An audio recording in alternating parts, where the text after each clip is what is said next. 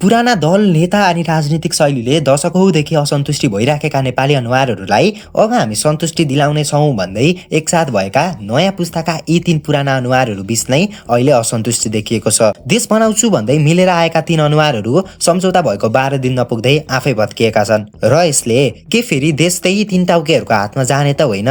के नेपाली जनताहरूले निकास पाउलान् त? अनि के बालेन र रवि बीचको सम्झौता टिकेर बालेन प्रधानमन्त्री बन्लान् त भन्ने खालको प्रश्नहरूलाई सतहमा ल्याइदिएको छ र आज हामी यिनै प्रश्नहरूको उत्तरलाई वाइडली एक्सप्लेन गर्ने प्रयास गर्नेछौँ।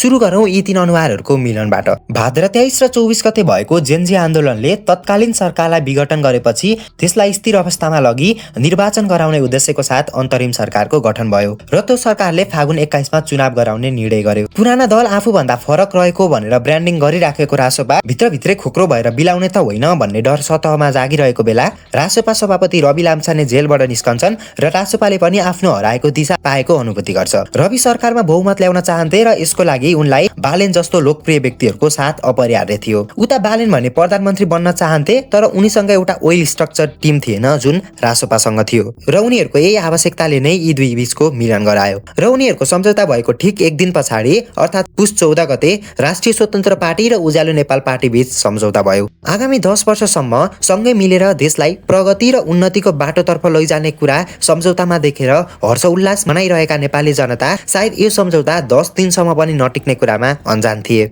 र यसले के रवि र बालेन बीचको सम्झौता पनि टुट्ने त होइन भन्ने प्रश्नलाई सतहमा ल्याएको छ।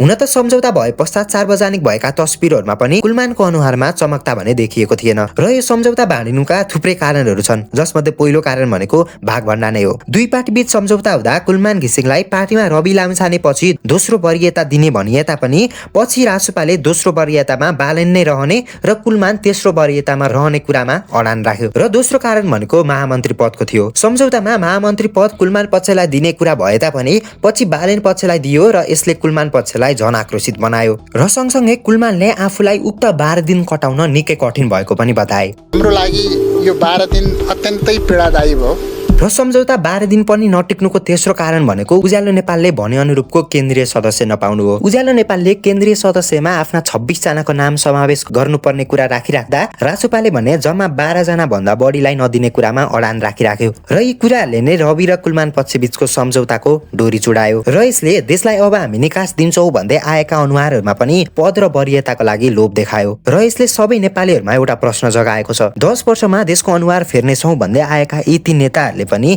के पुरानो 3 टाउकेहरूलाई रिप्लेस मात्र गर्ने त होइनन् र यो कुरा चाँडै नै थाहा हुनेछ। आजको लागि यति नै। हाम्रो च्यानलमा नयाँ हुनुहुन्छ भने सब्स्क्राइब गर्न नभुल्नुहोला। Thank you for watching.